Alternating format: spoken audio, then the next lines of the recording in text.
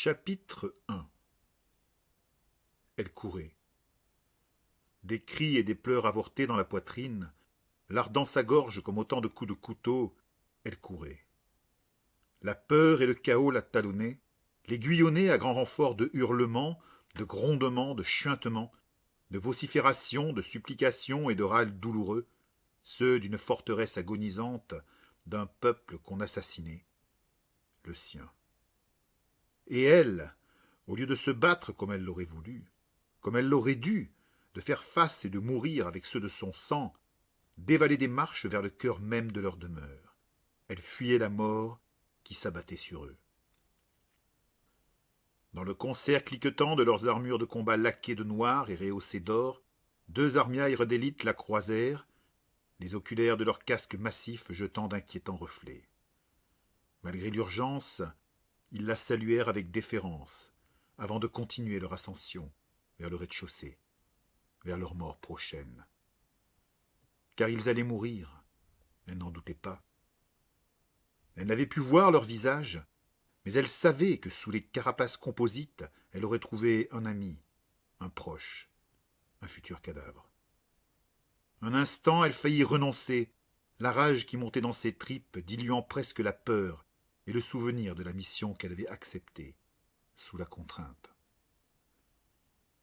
Elle s'appuya au bois roux recouvrant le basalto-béton des murs de la forteresse et se recroquevilla dans sa longue robe de cuir rouge à la coupe sobre et élégante. Malgré ses atours de reine, elle n'était soudain plus qu'une toute jeune femme à peine sortie de l'adolescence. Son visage juvénile, durci et vieilli par sa coiffure stricte, paraissait concentrer en lui tout le désarroi du monde. Un désarroi qui menaçait de déborder et ruisseler à tout instant de ses grands yeux d'ambre à l'arc rasien. Le mur trépidait derrière elle, tel un animal à l'agonie, secoué par quelques coups de boutoir colossaux. Un filet de poussière tomba sur son corsage, se mêlant à la fumée qui en puantissait déjà les couloirs et lui brûlait les yeux. L'odeur âcre du bois et de la chair rôtie, l'odeur du bûcher. Au-dessus d'elle s'amplifiaient les échos du combat que livraient pied à pied les défenseurs d'orgues noirs et les ombres. Elle frémit à leur seule évocation. Contrefaite, massive, grotesque et terrible, de toute forme, de toute taille, changeante, ni bestiale, ni humaine, hideuse, elle les assassinait, les exterminait les uns après les autres. Elle les avait à peine entrevus quand elle avait traversé tant bien que mal la grande cour, entre les faisceaux d'énergie, les flèches et les balles qui se croisaient en miaulant. Mais ce qu'elle en avait deviné était suffisant pour la hanter sa vie entière, une vie qui risquait fort de s'achever cette nuit. Une de ces choses avait défoncé le rempart extérieur, y creusant une grande brèche, inextricablement mêlée à la carcasse de métal humanoïde d'une des armaborgues de la maison. La créature finissait d'agoniser sur le pavé humide, en soubresauts convulsifs, secouant toute la cour de ses ruades. Elle en avait conservé l'impression d'un grand nombre de pattes segmentées et de pinces colossales, dans les flashs agressifs des faisceaux d'énergie qui zébraient la nuit déchirée avec des sifflements rageurs. Par la plaie béante ouverte dans les défenses de la forteresse, les autres monstres se déversaient, en un chaos de membres et de corps difformes. Elle s'était engouffrée dans le donjon, aidée par le bras secourable d'un armiaire qui l'avait guidée jusqu'à la sécurité relative de l'escalier. Puis s'en était retournée pour en défendre l'accès avec ses compagnons. Elle ne savait plus, elle évoluait dans un cauchemar. Mais elle n'était pas la seule. Venue du coude du couloir vint la nimber la lumière stroboscopique d'un tir de fusil à impulsion. Un sifflement gargouillant la suivit, puis un hurlement bien humain s'achevant en râle liquide, accompagné d'un odieux bruit mouillé de chair que l'on déchire. Elle crut vomir. Surprenant une ombre massive, nantie de trop de bras sur le mur conduisant au palier supérieur, elle se redressa et se remit à courir. Elle dévala 4 à 4 les marches menant à l'étage inférieur, puis de là au bastion lui-même sous la surface. Elle seule en avait les codes d'accès. Elle se haït pour cette pensée. Et les autres, ses frères et sœurs, son peuple? Elle aurait tant voulu se convaincre qu'elle courait pour accomplir ce qu'on lui avait ordonné de faire, et non pas fuir ce qui massacrait ses gens. Mais dans son état de confusion, elle se prenait à douter de tout, y compris d'elle-même. Il avait suffi de quelques malheureuses minutes pour que sa vie, toutes ses certitudes, soient réduites à néant. Mais pourquoi et par qui? Telles étaient les questions qui rythmaient chacun de ses pas pressés sur les marches de pierre. Qui pouvait vouloir les anéantir de manière si méthodique, si peu conforme aux usages? Quelle puissance pouvait employer les créatures si terrifiantes? Tout cela n'avait aucun sens. La réalité semblait s'effriter. Essoufflée et hagarde, elle parvint enfin à un large palier aux dômes de pierre voûtés. Elle hésita sur la direction à prendre, se tournant vers la gauche où la spirale de l'escalier se poursuivait vers les profondeurs de la terre. Elle prit une grande inspiration haletante et continua sa descente. Combien de paliers passa-t-elle ainsi? Elle s'enfonçait toujours plus profondément sous la surface du sol, laissant derrière elle les échos de l'enfer qui se déchaînaient en haut. Elle passa différentes ouvertures, s'efforçant de ne regarder ni à droite ni à gauche vers les portes ouvertes. Elle craignait d'y rencontrer les regards apeurés de ceux qui, malgré l'ordre de la Castellane, étaient demeurés ici. Il la reconnaîtrait et se précipiterait vers elle pour lui demander ce qui se passait, un soutien, ou elle ne pourrait les affronter. Elle croisa encore des silhouettes guerrières bardées de polymères blindés. Délaissant l'étiquette, ils la saluèrent rapidement. Au lieu de se figer, de se courber, elle leur accorda à peine un hochement de tête, de peur qu'ils ne surprennent ses larmes. Déjà, ils étaient partis. Là-haut, les tirs et les cris reprenaient, ainsi que ces feulements insupportables où se mêlaient à l'animal d'étranges sonorités artificielles. Elle dépassait les quartiers d'habitation les plus profonds, dont les méandres s'ouvraient au-delà du palier, quand elle manqua percuter une silhouette nerveuse et précipitée, qui grommela une vague protestation avant de la reconnaître. Confus, l'arrivant s'agenouilla. Bouleversée, elle découvrit son visage juvénile, constellé de taches de rousseur, son nez encore retroussé d'enfance, ses yeux immenses qui la fixaient, révérencieux. Une voix que la mûre rendait dissonante s'excusa. « Pardonnez-moi, Jacques Castellane, je ne vous avais pas reconnu, je... » Il leva sa main dans laquelle scintilla brièvement, d'un éclat méchant, un court-lance d'art à air comprimé. « Je montais rejoindre les cadets pour... » « Non !» Il s'écarta. Il ne comprenait pas, lui, membre d'un des plus prestigieux et puissants clans d'Avarnia, ce qui pouvait ainsi terrifier la Jacques Castellane, la mère à venir d'Orgue Noire. Refusant de le laisser partir, elle agrippa son bras. « Non, n'y va pas, rejoins les autres dans le bastion, cache-toi, cache-toi le plus loin possible de la surface, et attends que... » Il ne lui laissa pas le temps de finir, et dégagea son bras d'une poussée. « Je suis désolé, Jacques Castellane, je vous révère, mais je dois protéger Orgue Noire. » Il fit un geste vers son front et toucha la pierre grenat qui y était enchâssée. Preuve qu'il avait passé l'épreuve faisant de lui un armiaire, une des griffes d'Orgue Noire. « Mon toil est mon honneur et mon devoir, conclut-il simplement, lui assenant une des premières lois du clan dont elle était presque la garante.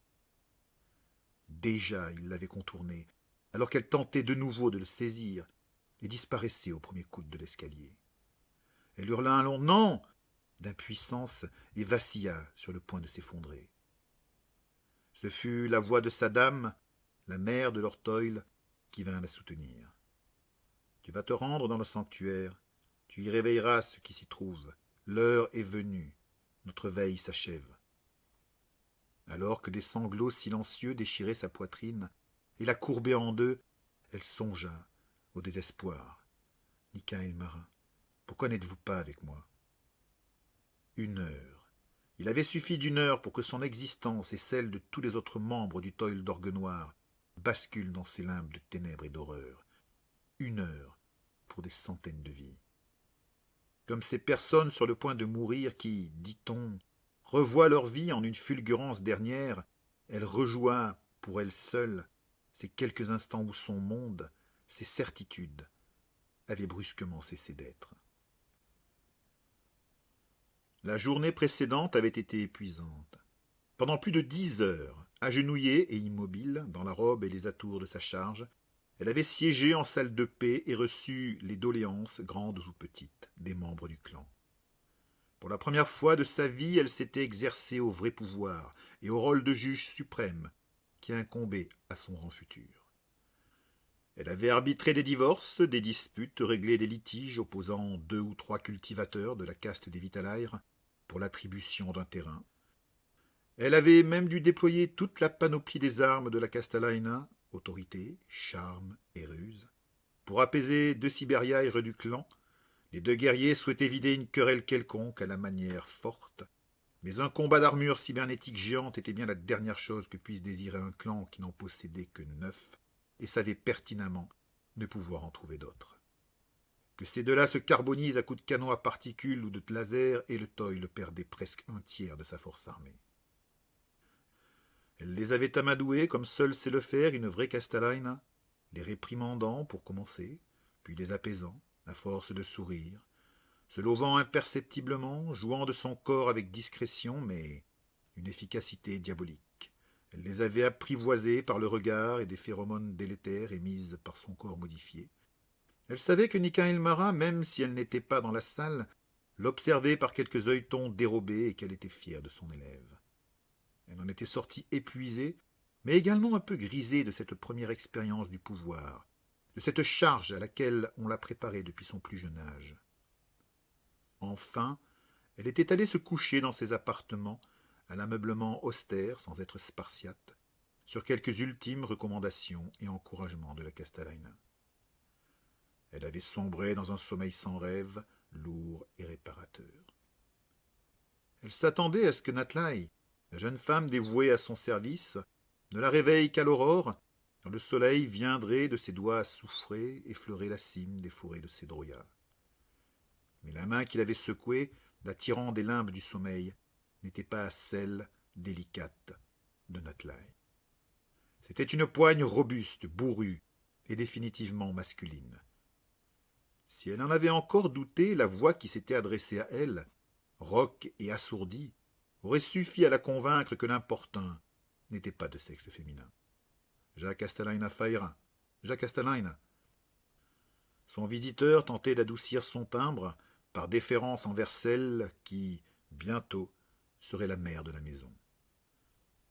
Il s'était tu en voyant qu'elle ouvrait les yeux et le fixait de ses prunelles couleur de miel brûlé. Il avait ajouté, précipitamment, comme pour justifier sa présence en ce lieu. La Castellaina Nika Ilmara vous demande, de toute urgence. Elle avait fixé longuement, ne parvenant pas à comprendre ce que le molosse en armure noire pouvait donc faire agenouillé près de sa couche. Elle avait articulé lentement, les mots trébuchant sur sa langue. Que se passe-t-il?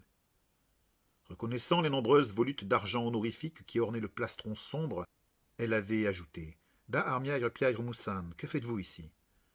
Le vieux guerrier au visage buriné, à la moustache fournie et aux favoris grisonnants, qui la connaissait depuis l'enfance, lui avait souri, heureux qu'elle l'appelle par son nom. Sa voix, quand il lui avait répondu, n'avait pourtant rien d'enjoué. « Nous sommes attaqués, Jacques Castellain.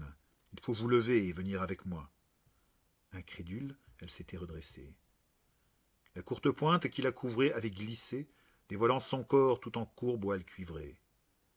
Comme brûlé par quelque vision sacrilège, le guerrier bourru avait brusquement détourné la tête et balbutié. « Pardonnez-moi, Jacques Castellain, je vais sortir et je vous attendrai dehors. » Couvrant son buste dévêtu, elle avait hésité à le rappeler.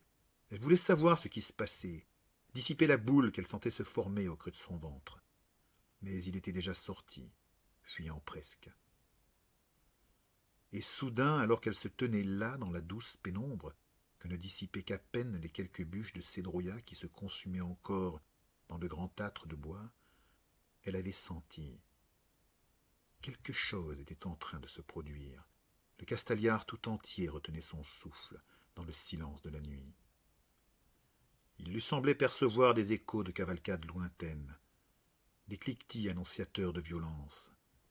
Plus loin encore s'élevaient des sifflements et des grondements assourdis, ainsi qu'un martèlement régulier, celui qu'auraient produit des géants de métal dont les pieds auraient frappé la terre.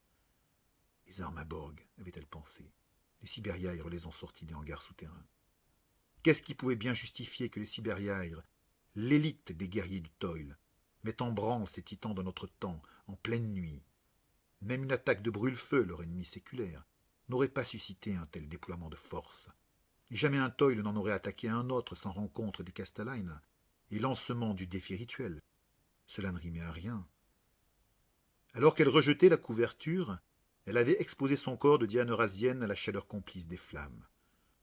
Ouvrant un placard marqueté, elle en avait saisi la tenue de son rang. Elle s'en était revêtue avec application, satisfaite de constater qu'elle était encore capable de s'habiller sans l'aide de Natlaï. Elle avait d'abord enfilé la combinaison de micromaille composite. Douée d'une mémoire de forme, l'habit s'était ajusté à son anatomie, la moulant d'une seconde peau noire et mate, du col jusqu'au bout des pieds. Par-dessus, elle avait passé la robe de son rang, toute de cuir rouge, au corsage ajusté rehaussé d'un liseré noir. Les 2 longs pans en descendaient des hanches jusqu'aux chevilles, laissant apparaître ses jambes et l'arrondi de sa chute de rein gainée du noir fumé de la maille protectrice. Renonçant à mettre de l'ordre dans ses épais et longs cheveux sombres au reflet des reins, elle s'était ruée vers la porte de bois de ses appartements. Passant près du battant, elle avait attrapé sa tiare de platine et l'avait fixée sur son crâne. Immédiatement, les antennes de la parure ouvragée s'étaient déployées sur ses tempes, telles d'étranges aigrettes. À la base de son crâne, elle avait senti l'infime piqûre des 2 aiguilles qui plongeaient jusqu'à ses centres nerveux. Une seconde de plus, et les caractères fonctionnels apparaissaient en surimpression sur l'image qu'elle percevait de la pièce. Elle commanda mentalement à l'objet l'ouverture de la porte, puis en passa le seuil. Armiaïr Moussan l'y attendait, visière rabattue, renvoyée à l'anonymat inquiétant que lui conférait l'aspect canin de son homme, avec son respirateur proéminent et les 2 cercles phosphorescents de son système oculaire. Sur un geste de Moussan, 2 autres armiaïrs anonymes l'avaient aussitôt encadrée dès qu'elle eut franchi sa porte. Fusil à impulsion au poing, on avait donc sorti les armes de guerre, il l'avait accompagnée alors qu'elle suivait le vieux baroudeur. Il l'avait conduite par une enfilade de couloirs à travers tout l'étage. Il n'avait croisé personne hormis des gardes de faction, immobiles et muets. Les semelles d'alliage des armiaires faisaient résonner le parquet et les tapis précieux de sourde manière au rythme de leurs pas martiaux. À 1 ou 2 reprises, tenaillée par l'angoisse qui ne l'avait pas quittée, elle n'avait pu s'empêcher d'interroger le guerrier bourru, tentant de lui extorquer quelques renseignements, un début d'explication, mais il s'était montré intraitable. Elle avait eu beau déployer toute sa maîtrise pour ajouter à sa voix ces accents qui rendent les hommes malléables, il s'était contenté d'un têtu. La Castellana seule peut vous répondre, Faïraja. Je n'en ai pas d'autorité. Elle avait été heureuse qu'il l'appelle par son nom, oubliant inconsciemment le protocole. Il avait été son ami quand, enfant, la Castellana l'avait réprimandé ou trop éprouvé. 100 fois elle était venue pleurer sur ses genoux, enfouissant son petit visage contre ses favoris déjà grisonnants, dont le piquant lui était devenu un réconfort. Au fil des ans, elle l'avait vu se transformer en serviteur, puis en sujet idolâtre alors qu'elle devenait femme, et presque Castellana elle-même. Aujourd'hui, il se détournait d'elle comme si le fait de surprendre sa nudité avait été un sacrilège. Ils avaient gravi un grand escalier de ces drouillards roux, dans le craquement des marches maltraitées par le poids des armures. Enfin, ils s'étaient arrêtés devant une imposante porte aux battants sculptés, qu'elle savait dissimuler un alliage autrement plus résistant. Ces anges gardiens s'étaient écartés d'elle pour venir rejoindre leurs 4 jumeaux déjà en faction de part et d'autre des piliers moulurés qui flanquaient les panneaux de bois. Ils s'étaient immobilisés, leurs armes énormes au poing, golems d'ombre luisante aux yeux luminescents. Armiaïr Moussan s'était alors adressé à elle, sa voix, relayée par les transmetteurs de son casque, résonnant d'un lointain écho métallique, leva dans son dos un frisson désagréable. « C'est ici que je vous laisse, Jacques Castellana. » Il avait ajouté, et même à travers les filtres déformants de l'armure, elle avait perçu cette complicité qu'il lui réservait naguère. « Courage, ma jeune dame. » D'un geste mesuré, elle avait effleuré son armure de ses doigts, comme seule une amante ou une mère aurait pu le faire, employant inconsciemment l'art consommé que lui avait inculqué sa préceptrice, celle qui l'attendait derrière ses battants. La séduction, Faïria, c'est la séduction qui donne à une femme son pouvoir. Et je ne te parle pas de beauté physique, tu n'en manques certes pas. C'est un tout, geste, regard, attitude, voix. Tout notre corps est une machine à séduire, jusqu'à notre moindre mouvement de sourcil, notre moindre inclinaison de tête, la ligne de notre nuque. Pourquoi portons-nous les cheveux attachés? Pour qu'ils puissent les détacher en rêve. Mais le plus important, m'entends-tu, c'est l'esprit. En dernier recours, c'est lui qui séduit, même quand tout le reste n'est plus que ruine. Un bon mot, une phrase placée au bon moment. Tu seras, Castellina, mère suprême de tes gens, leur déesse. Tu dois savoir les menacer, les gronder, les cajoler, les diriger. Mais plus que tout, quand menace et gentillesse échouent, tu dois les séduire. Homme comme femme, c'est tout un, mais jamais, jamais tu ne donneras corps à leurs rêves, ni au tien. Tel est notre pouvoir, tel est notre sacrifice. Oh oui, elle s'en souvenait. Elle lui avait tant ressassé ces mots que Faïria aurait pu les avoir gravés à l'intérieur même du crâne. Alors qu'elle s'apprêtait à entrer, elle s'était figée, tendant l'oreille au bruit de la maison, cette agitation inhabituelle qu'elle avait perçue en se réveillant. Ici, au dernier étage du donjon qui n'abritait que la salle de la paix et les appartements de la Castellina, elle n'entendait plus aucun écho, même étouffé. Pourtant, en se concentrant, elle sentait encore les frémissements causés par les pieds colossaux des Armaborg en mouvement, lointain battement de cœur. N'y tenant plus, elle avait lancé l'ordre d'activation de la serrure via les émetteurs de Satyr. Un petit sifflement, puis un claquement. Les deux battants s'étaient ouverts devant elle.